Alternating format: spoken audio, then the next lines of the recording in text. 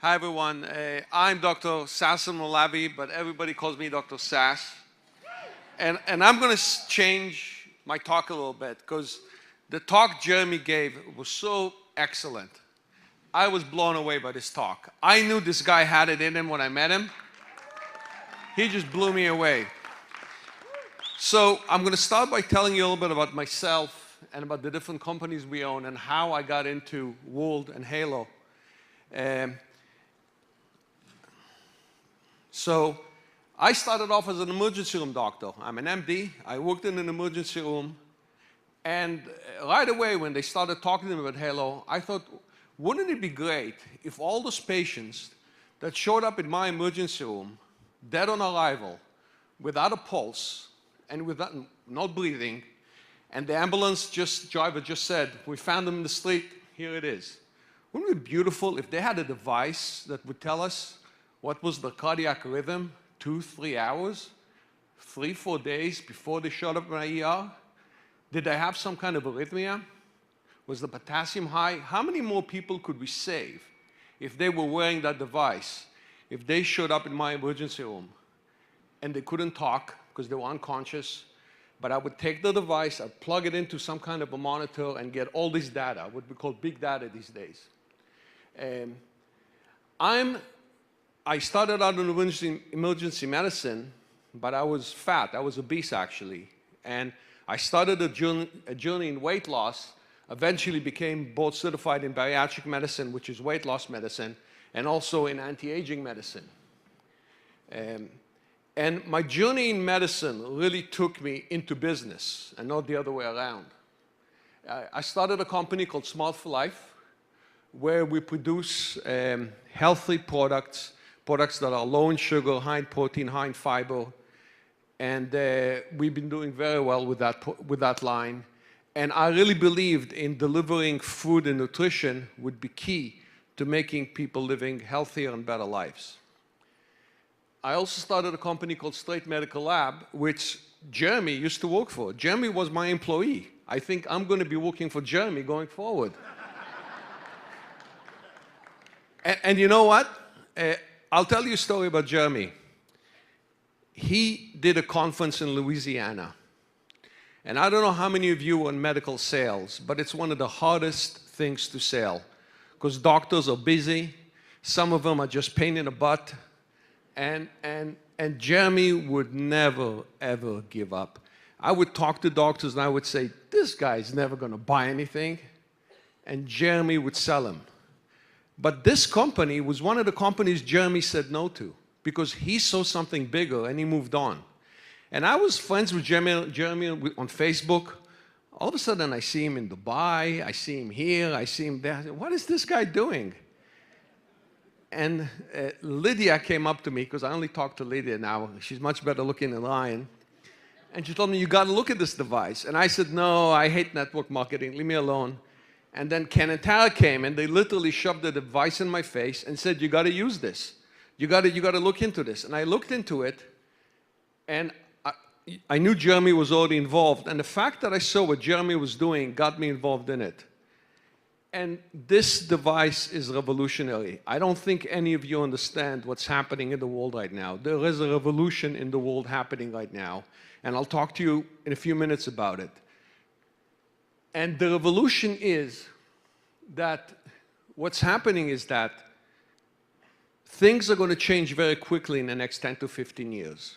We are going to have self-driving cars. 10% of men and women right now drive for a living. They will lose their jobs because self-driving cars are coming. Okay? The other thing that's going to happen is that when I'm in a nursing home, a robot is going to change my diapers. Okay? That's what's going to happen. I know some of you think it's crazy. That is what's going to happen. And in the next 10 to 15 years, the era of you sitting down with your doctor and giving him a long history, which gives a few data points, is going away. Everybody will have wearables. They will have huge data points that will be delivered to the doctor. The doctor will know your blood pressure, not just when you walked into the office, but for the last month, 6 months or a year, how you felt, how you ate. your blood glucose level, I don't think you guys realize how big that is. That is not just for diabetics. 50% of you in this room are insulin resistant. 50% of you in this room eat too much sugar. 50% of you in this room need to have your blood sugar monitored. You want to know, can you imagine when you're having a meal, and at the end of that meal, you get an alarm, and your guardian gets an alarm, and maybe your doctor gets an alarm that your blood sugar went too high, even though you're not a diabetic, but you just pigged out and had too much sugar? Is that going to change your behavior? Do you think you're going to wake up the next day and say, well, maybe I shouldn't eat that again? Well, that's happening. And you're part of the technology that's going to do that. So you have to understand that this is just much bigger than diabetics. Yes, diabetics are going to benefit. But how many people are going to be prevented from getting diabetes because we will be able to tell them, guys, your lifestyle is wrong. You're too sensitive to sugar.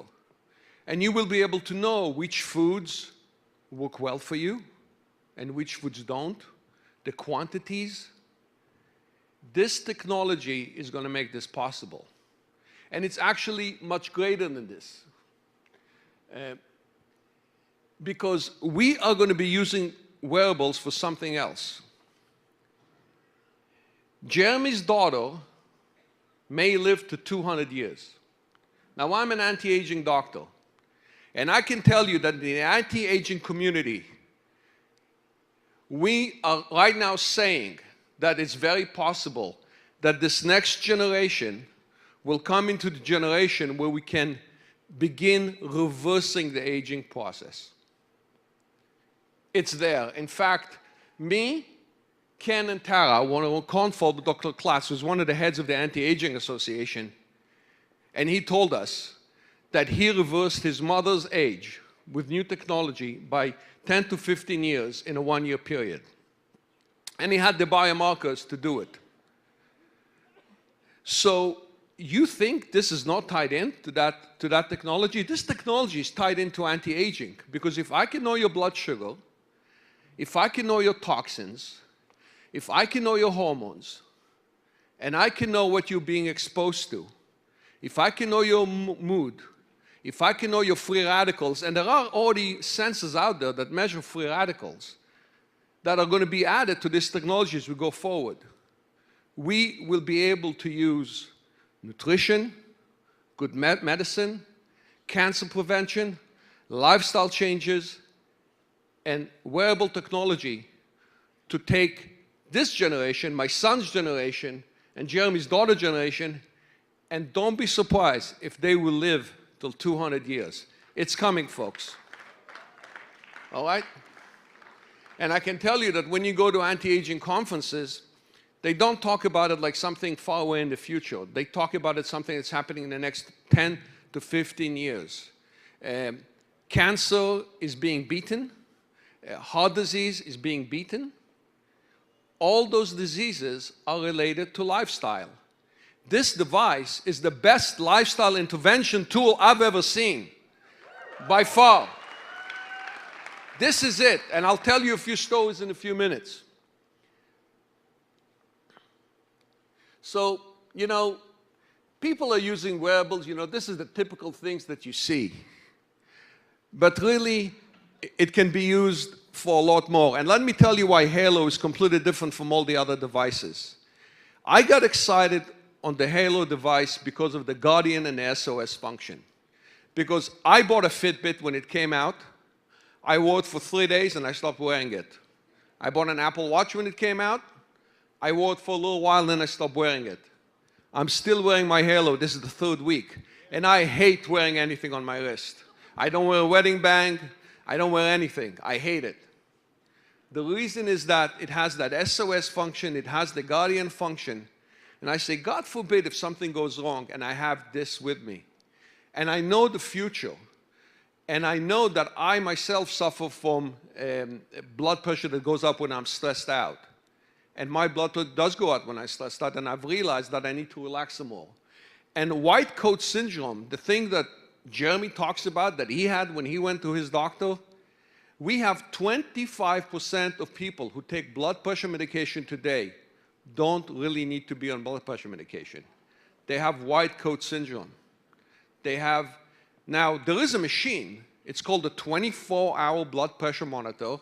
You can put it on a patient, Medicare pays you $200 to do the test, and I do it, I prescribe it sometimes. I have a patient who comes in, he's very nervous, he has high blood pressure, his EKG is normal, we do cardiac echo, it's normal.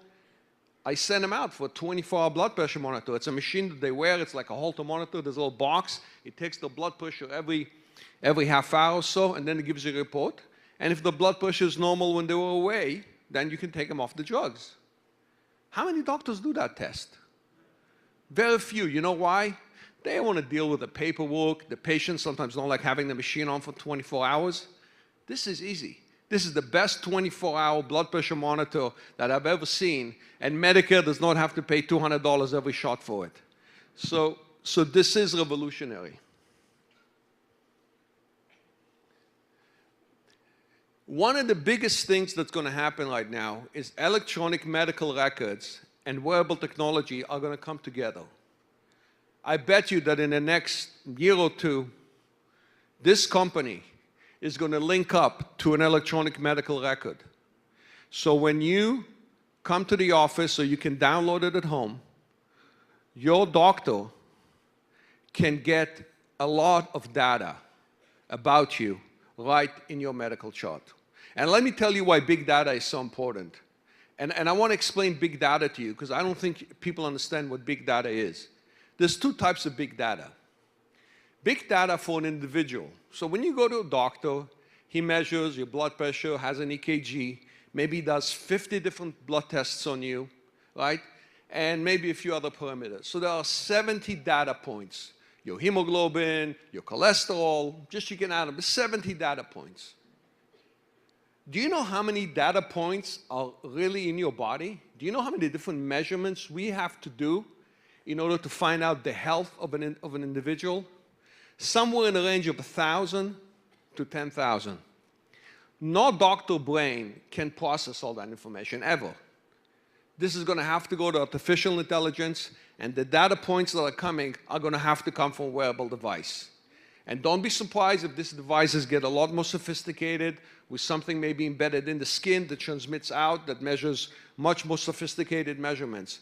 Those data points have to be delivered to the doctor so that the doctor understands all this information and gets a very simple summary based on these thousands of data points. So that's one type of big data from an individual. Then there's big data from a big community. Imagine a city all of a sudden has a flu epidemic. Well, if we are collecting data that is HIPAA compliant, meaning we're not collecting the patient's name and information, we're going to find out that all of a sudden 15% of the population has developed a fever. Well, that's an alarm. We will know that a flu epidemic is beginning before it ever begins. This also can help us in other diseases, where you have a whole bunch of people who can give you early signals on something happening in the population, a certain poison, a certain toxin, anxiety, if there's some issues in the population as well. So we know that these devices are here to stay, period. All right? If you think this is a fad, it's not. If you think this is in the early infancy of what's happening in the medical devices, the problem is that I'm a doctor, and doctors have not woken up to these devices. They still don't understand what they do. You sitting in this room obviously have. So you're ahead of the game, and you really are pioneers. This device that you are wearing right now and talking about should really be on everybody's wrist in this country in the next 5 years, because those data points are so important, and you will make it happen.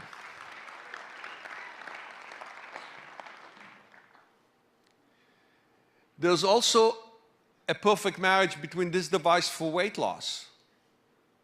This device can tell us about, you know, a lot of my patients come to me and they tell me, I eat because I'm angry, I eat because I'm depressed, I eat because I'm bored, I eat because I'm stressed. Wouldn't it be nice if I could know if what the patient is telling me is true? That would differentiate between the patient who just tells me that and the patient who doesn't tell me that. Wouldn't it be nice if I can tell the patient, hey, you visited McDonald's twice in the last week? All right. This is going to happen because this device was geographic. Apps are going to be created. This is why the App Store that this company has created is revolutionary, because an app will be created that will tell you when did the patient eat, where did they go, and the doctor can put warning areas.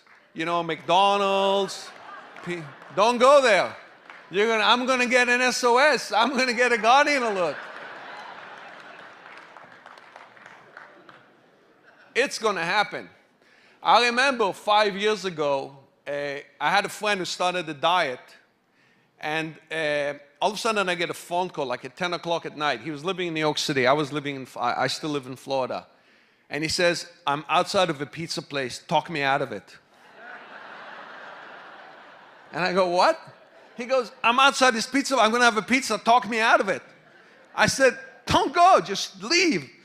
Go for a walk. Go have a protein bar. And he did. I would love to be able to do that automatically, electronically. People want that. People want to be talked out of it. People want to be talked out of eating bad. These devices will be able to do that.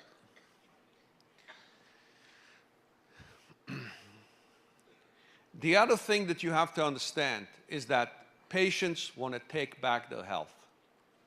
Patients, and the reason patients want to take back their health is because medicine has gotten so sophisticated, and medicine has become so patient-driven, meaning that we know that if you don't smoke, if you don't drink too much alcohol, if you eat correctly, if you exercise, if you keep your weight down, we know that those are the things that really lead to longevity. These are all things that only the patient can do. You can come to my office every day, and if you don't do those things, you're not going to have a healthy life. But patients get busy, right? We all have a busy life. We all of a sudden are looking up, it's 4 o'clock already.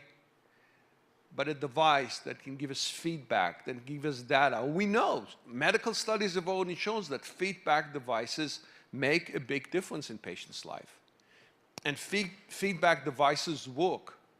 This is a feedback device, okay? It can give you feedback every minute. It can give you feedback every hour. You can look at it at the end of the day. I look at my screen about 3 or 4 times a day. Feedback devices work, period. Halo is a feedback device as well.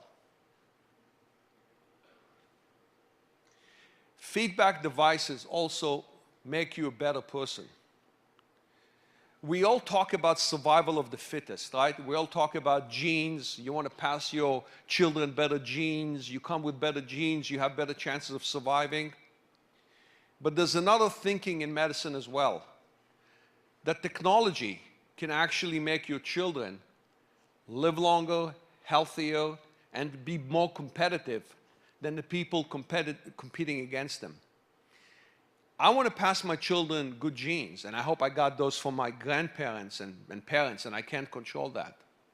But if I can get my son and daughters to wear these devices and, in fact, improve their health, build better habits, live longer, and when you eat better, you think better, you have more energy, you have a higher chance of being successful, you're going to do better on tests.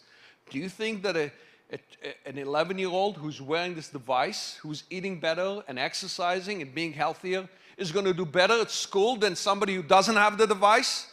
I think so. People have to understand that we are in a competitive world right now. And it's a lot more than just genes. It's the technology you use, it's what you wear, how you feel. And if we want to pass on good genes to our children, we can also pass them good technology. This is the best gift I can give my son and daughter. Beside the SOS and Guardian function, I can teach them to get some feedback, to look at it, to see their numbers. This is survival of the fittest, and this will help you be fitter. It's just a fact of life. Maybe it's callous to say, but it's just a fact of life.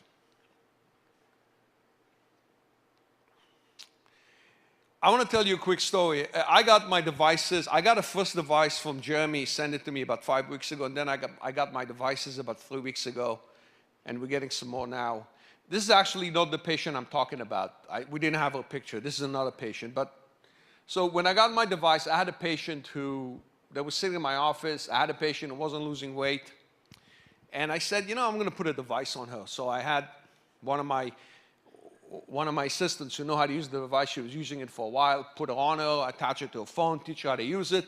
She made me the guardian. So the patient was told that every time she has, you know, any of these parameters go away, I'm going to get a text.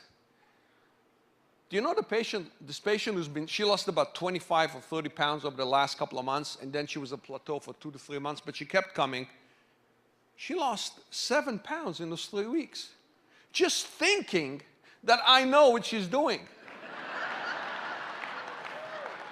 Okay? I never got one text the whole 3 weeks. In fact, I forgot she had the device. So the fact that and I'm getting a lot more. In fact, I got 5 to the office. They just arrived the other day. We put it on a few of the people in the reception. If the patient knows that information is being transmitted back to the doctor, do you think that's going to change behavior? If your son and daughter know that information is being transmitted back to you, and they agree, do you think that's going to change their behavior?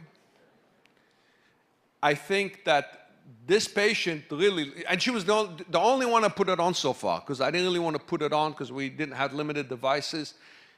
But I know that if we put it on 10 patients, 7 to 8 will be successful, which in medicine is a very high success rate.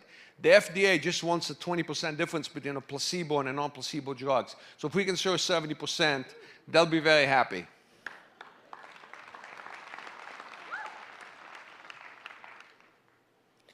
One of the things that I think that Jeremy understood when he got into this device, and he kind of put this all together, is that we are going to create a Smart for Life app for Halo, because we believe that these devices are also going to help you sell product at some point.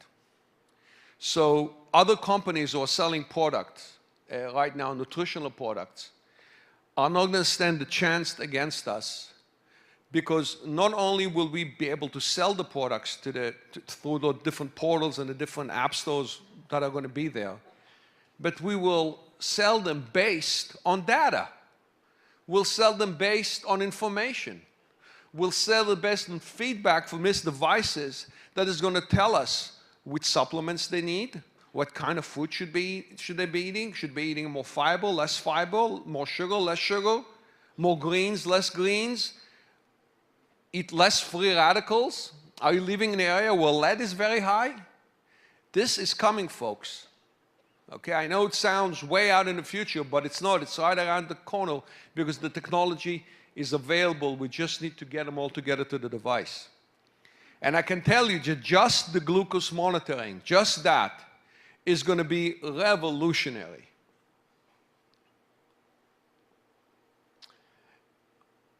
I want to do a quick service message here. How many of you have a family doctor? How many of you go see a doctor once a year? All right. Well, the ones of you don't, go get your physical exam. Okay, it's important. And the ones that do, next time you go to the office, take an iPad with you, take your iPhone with you, and play them the video. Just play them the video. Ask for the text and send them the text. I'm asking you to sell. I want your doctors to be exposed to this device. And for the doctors who are interested, ask them, they have 2,000 to 3,000 patients in the database, to send a simple email out and bring this information to their patients. Not only will you be making a lot of money, because you should be signing a hell of a lot of people. But you also be doing a public service, because you have no idea how many people's lives you're going to improve by just doing that simple thing. So walk into the office, wear the device, and as you're filling the forms, tell the receptionist, hey, can I show you something? It's really exciting, and play them the video. Don't be embarrassed. Don't think, oh, it's a doctor's office, I can't do that. Doctors need to be exposed to this. And you need to get it done. I just want to add one other point. I want to make sure I didn't miss anything.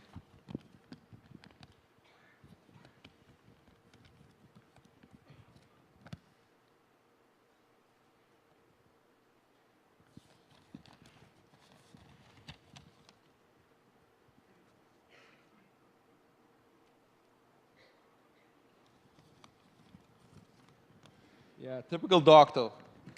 Doctor with Alzheimer's. Can't remember anything.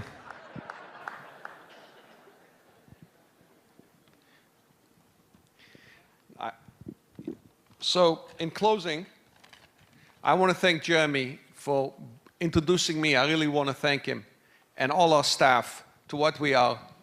I want to add that I really didn't need to do this.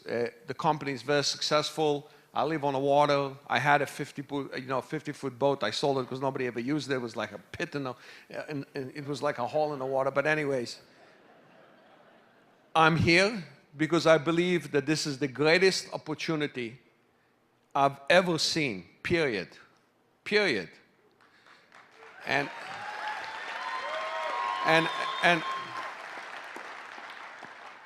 I can tell you that the technology is sound, and there is going to be some growing pains in this technology, okay? There will be, like anything else, because this is complicated, guys. This is complicated stuff. This device that you see on your wrist is sophisticated. But I think that this company has also chosen the network marketing model to go out with, and at the beginning I thought it was wrong, but I think it's actually the perfect way to get this device out. Because if you gave this device to doctors to sell in their offices, it would take 100 years to get to where we are now.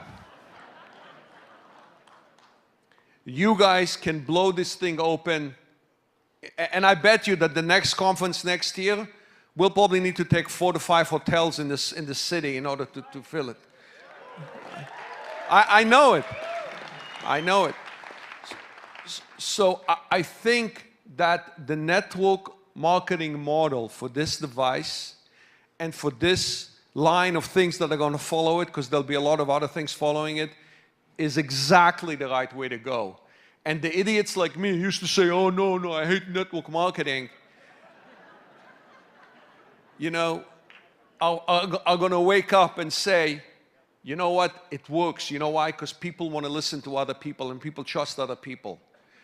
And frankly, doctors don't have time, and you know, the whole sales model is changing. I mean, how many of you buy from Amazon? What's happening to retail?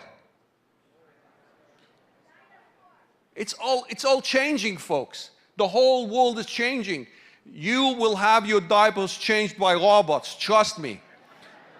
Okay?